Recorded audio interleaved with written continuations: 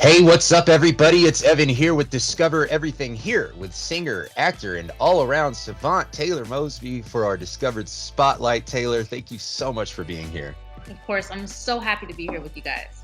That's fantastic. Listen, Taylor, you're a force to be reckoned with. I mean, you got so much going on as an artist, but before we get into that, how about we talk a little bit about you? What's your background? Where are you coming from?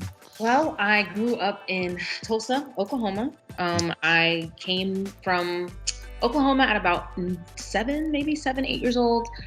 I have been started in theater, so I've always been connected to music. I've been doing musical theater for as long as I've been on this earth. And so I fell in love with music a long time ago, and then I figured out that you can do music and acting at the same time. Then I started falling in love with a little bit more film. So started off with, your regular Disney and Nick shows, and then here I am doing everything that comes at me.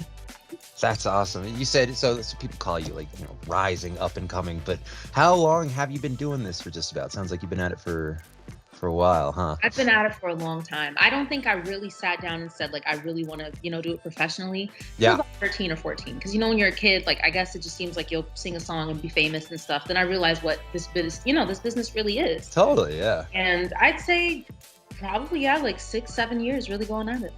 Yeah, that's awesome. How'd you know that performing in general was something that you wanted to do? It was where I felt most relaxed. I honestly have been very stressed in classroom settings. I guess settings where most people will feel like, okay, I can kind of figure out myself here. It wasn't really it for me. And for some reason, in front of an audience was my most calm and de-stressed and relaxed self. And that was weird to explain to my parents. But yeah. Most people, Yeah. It's the other way around. So now you've got a really talented skill set. You're a singer, you're an actor. Who are some of your biggest influences? I'd say for film, Jordan Peele, Cicely Tyson. There's a lot of powerhouses in different fields that I pull from everybody. Of course. Meryl Streep, just because she's been around and done everything. Right.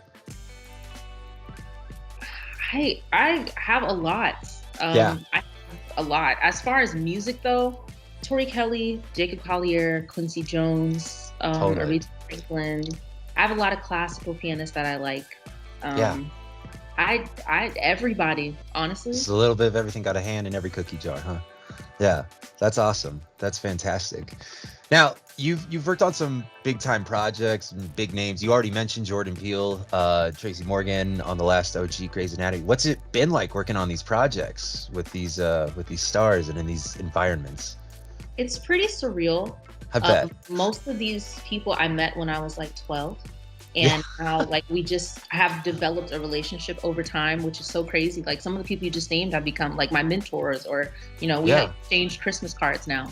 So it is surreal, but it's also very educational because I get to learn from the best, and they teach me everything because they realize that this is the age where you can absorb everything, and sometimes you absorb the wrong things.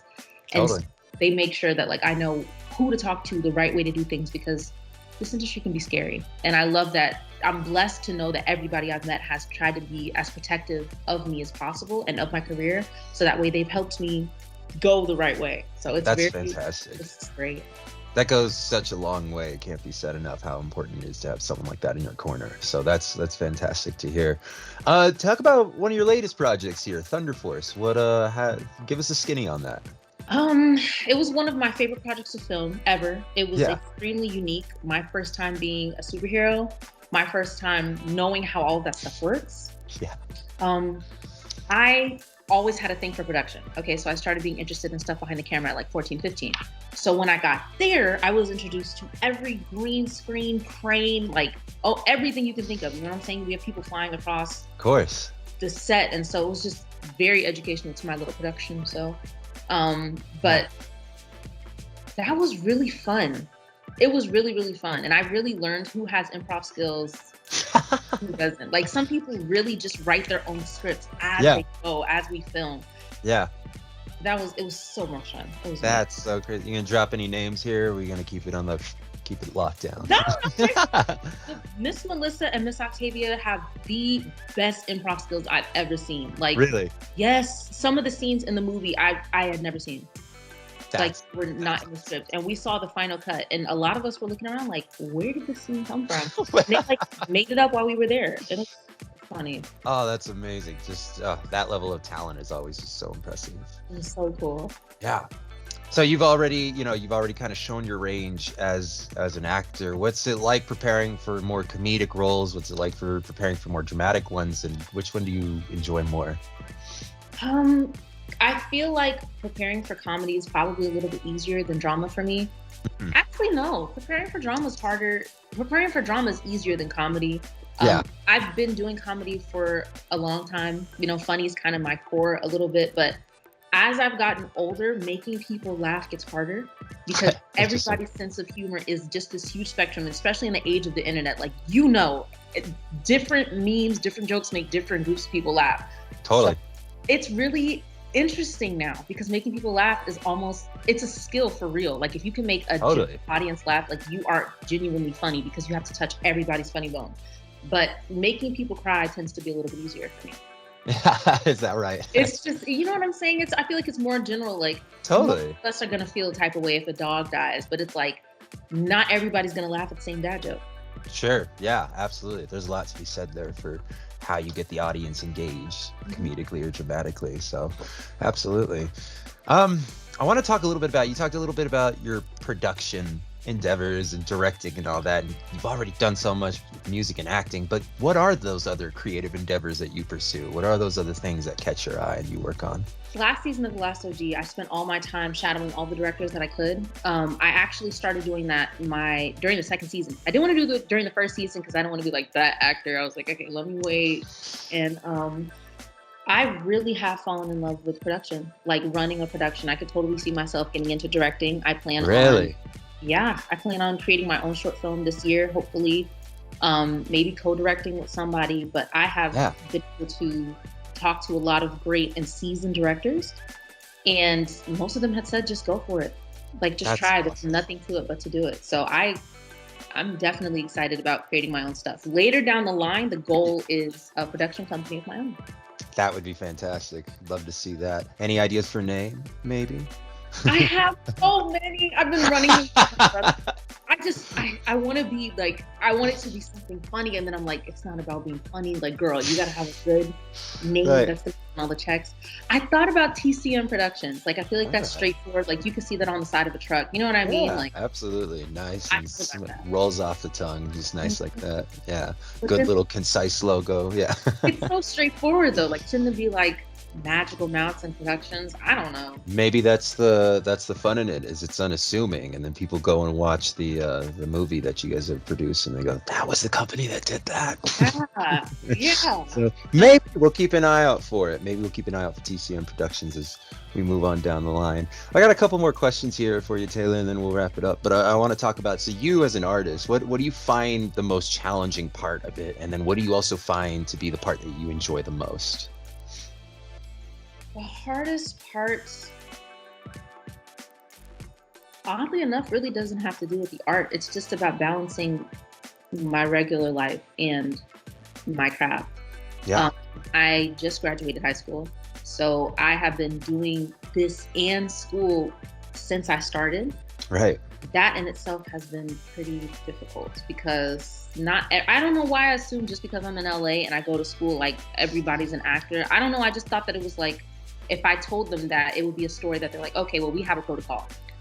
They didn't, like schools didn't. And I should have known that. I don't know why I thought that everybody would just be in the same boat, but that was really hard. Trying to my SATs at Netflix.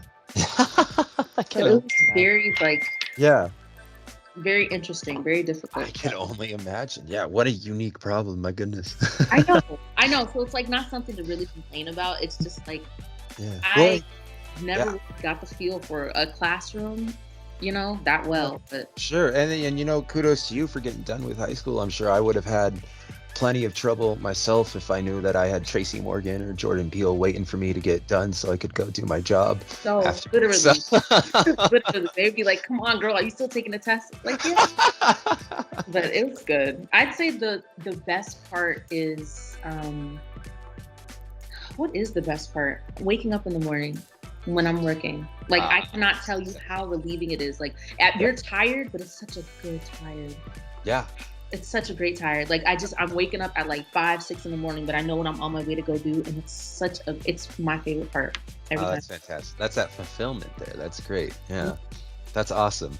That's fantastic. Well, I got one question left, and this is one that I ask everybody who comes through here. But we got a lot of young creators coming to Discovered who want to get going and doing their own thing. What would you say to them to inspire them? Any words of advice? Yeah. I'm gonna say 2 things. Okay. Yeah, go for it. Yeah. The first thing is gonna be to keep pushing, and I know everybody says that, so that's why I'm saying 2 things. Sure. The first thing is definitely keep pushing, because right now I'm at a weird, kind of place in my life. Like I'm not a little kid anymore. Like I'm kind of getting older. So it's like this transitional time. And so especially now it's kind of hard because like everybody's going to school, like everyone's going to college and stuff. Yeah. So this time especially is kind of hard because you're like, am I making the right decision? I say keep going, because I promise you, if you stop, you have to start over again. You might as well just keep going, see what you can get.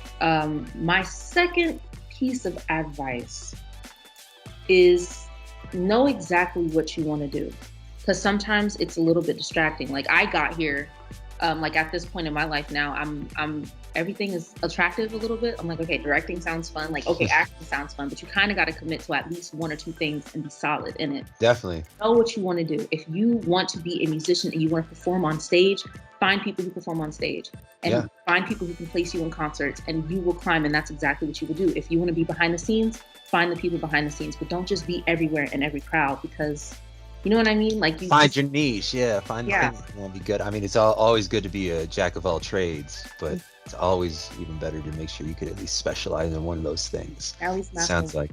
Yeah, absolutely. And I've heard many people say that too. That idea of like jack of all trades, master of none can be pretty prevalent in this sort of thing. So it serves you to do something that you enjoy and that you can be definitely good at. So that's great. This has been great. Taylor, thanks so much for sitting down and talking with us. Always a pleasure. Love your stuff, of course. Yeah. And for the rest of you watching at home, feel free to check out Taylor in Thunder Force as Tracy. Check out the rest of her work on Discovered, and you can follow her on Instagram at official Taylor Mosby. I've been Evan Davis, and this has been Discover Everything's Discovered Spotlight. Taylor, thanks again.